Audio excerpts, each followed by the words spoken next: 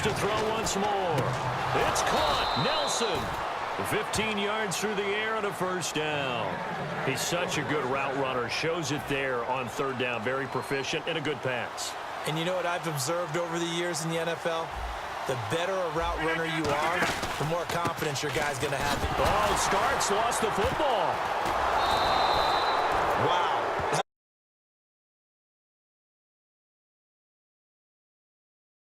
Doesn't get him home.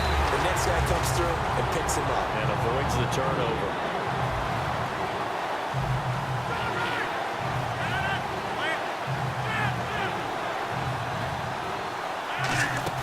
They fake the give. Now Rodgers. He's got his target. It's Cobb. And he'll be taken down, but not before getting this inside the 30. Well, we always hear about the connections some quarterbacks have with certain receivers. I think this guy has a connection with just about everyone. Didn't mind throwing it in there against double coverage to him. Shows some confidence, supreme confidence. Big-time confidence that he would make the play for him, and he did. And he'll be a couple yards shy of the red zone here at the 22-yard line. 5 yards on the pickup, and that'll make it second down.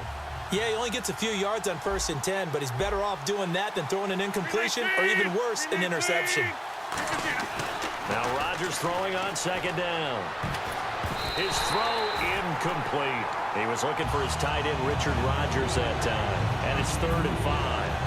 I wouldn't be shocked at all right now if there's a look of surprise on the big fella's face because he had the route that he wanted, running the corner, and usually he's able to use his body and catch the football, but a really nice play by the defenders, able to knock it away. They'll tussle for it, and this is going to be caught. It goes as a gain of 6, and it's a first down. Well, they've had a great, impressive drive going here, and that pickup ensures the drive continues. And not only do you continue the drive, which is demoralizing for the guys on the defense side of the ball right now, but you make your own defense happy. They're able to get a little more rest over on the sidelines while this one continues downfield. Give him 10 yards on the pickup, and that'll make it 2nd and a foot or so. Well, just play after play after play on this long drive for the offense. And so far, a very nice, methodical opening drive. This has the feel of a scripted drive that they... And he will get this into the end zone. Touchdown, Green Bay. James Starks, a 6-yard touchdown run. And the Packers take it right down the field and score on the opening drive. And it's good to make it 7-0 Packers.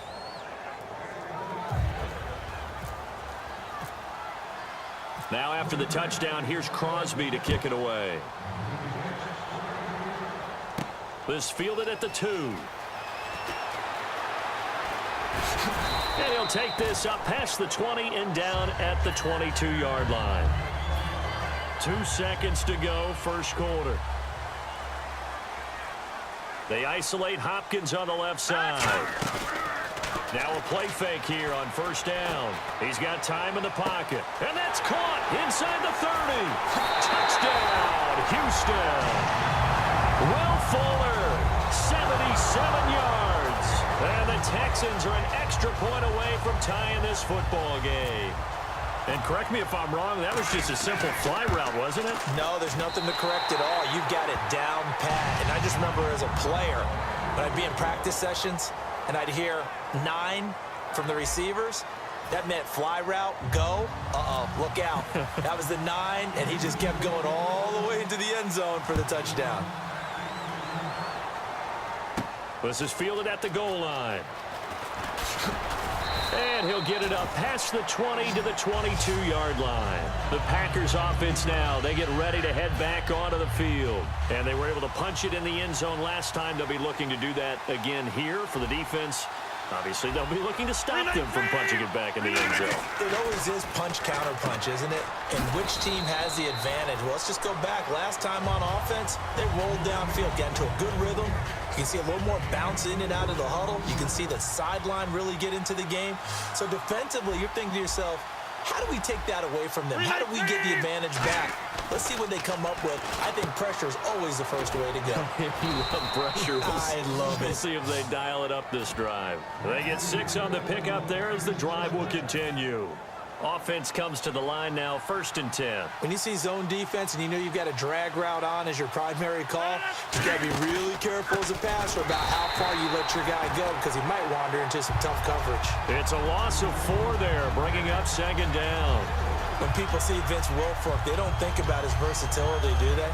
But we've seen that throughout his career where he's actually played some defensive end as well as his expected defensive tackle and nose tackle positions.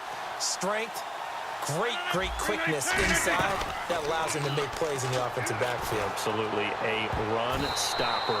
And he knocks the ball away, and it falls incomplete.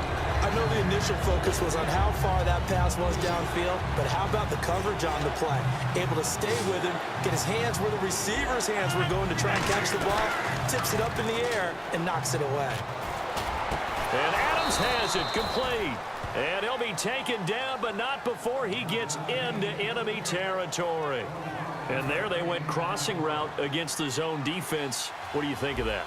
Takes real coordination between the passer and the receiver because you've got to read those zones and where the open spots are and be on the same page with the guy throwing the football. Because sometimes you're throwing it in front of the zone. Sometimes you're throwing it between the zones. Sometimes the receiver's going to just kind of find a spot and what we call sit down and present himself to the quarterback and throw it there. It's a tough read, but when they're in sync, it's really effective. In the middle of the field, he's got Nelson. That one goes for 13 yards, and it moves the sticks. An ex-teammate used to tell me all the time, I hate experienced quarterbacks because no matter what, you really can't hide what you're doing. And I think that right there, he knew right away where the blitz was coming from, where his primary guy was going to be, and he ended up going to a secondary target for a nice game. I was just going to ask you, that wasn't the primary target. He's so good at that, isn't he? I think he knew right away that he wasn't going to get to his primary guy. I think he read that as soon as he got to the line of scrimmage, knew where the pressure was going to come from, and said, I know how to beat that, and that's what he did.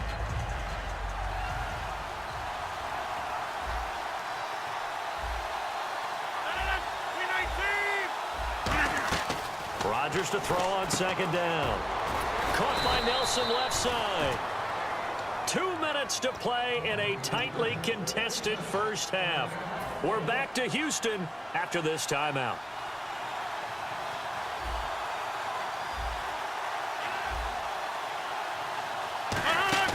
They go play action here on 1st down. Pass incomplete. Jared Cook, the tight end, was the target. And it's 2nd down. And the offense readies for play number 10 of this series.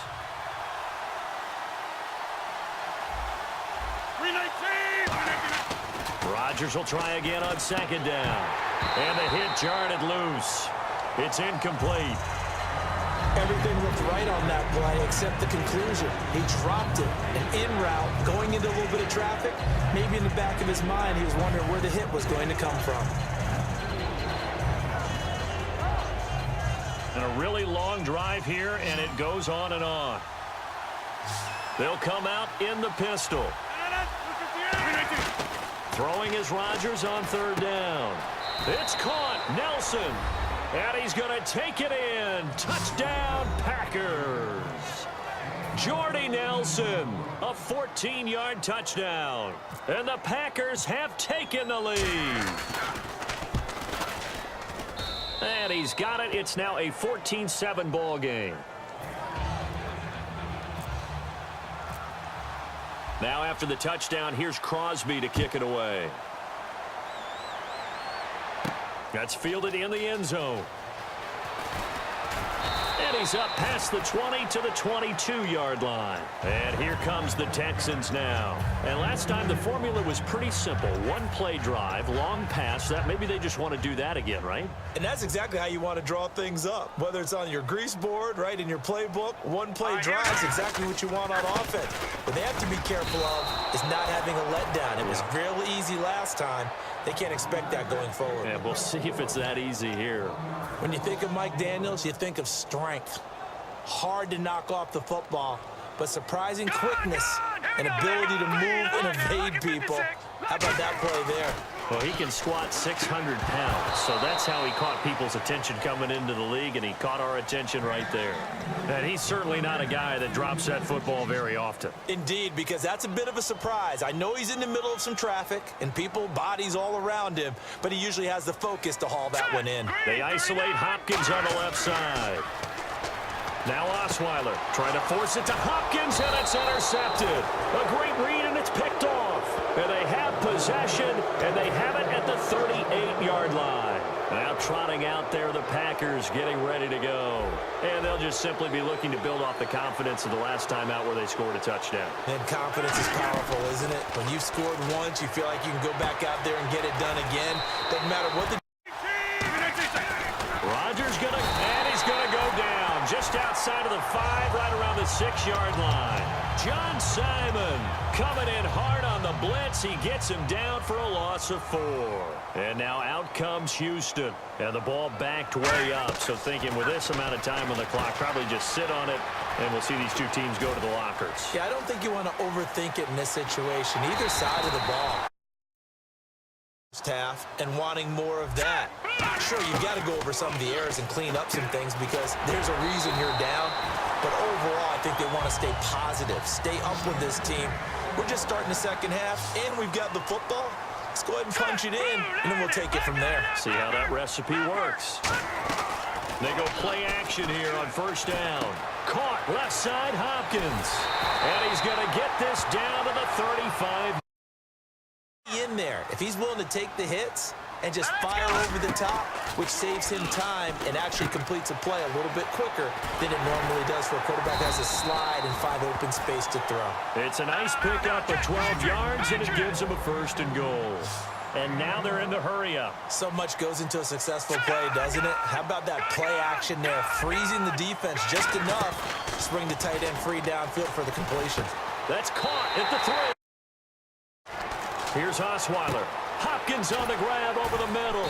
And the stop here will come at the 38-yard line. Give him 9 there on the first down completion. And that's one of his advantages of a passer, is it not? With his height, setting back there in the pocket, firing it over the middle, he can really see everything clearly. It is, and I know that other quarterbacks get it done different ways, all right? You don't have to be his height to make a great play. But what he does is he takes away having to make the pressure on guys trying to cover. If you're a defensive back and they put over 350 yards on you, you've had a long day. The key to everything, if you're doing it without throwing interceptions or turning the ball over.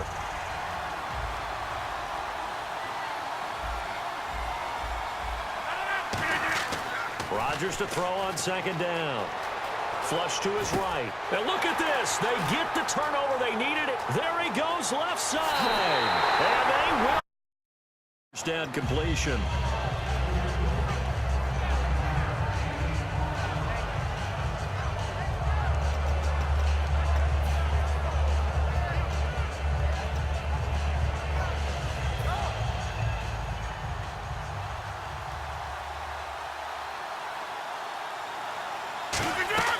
One final try for Rodgers.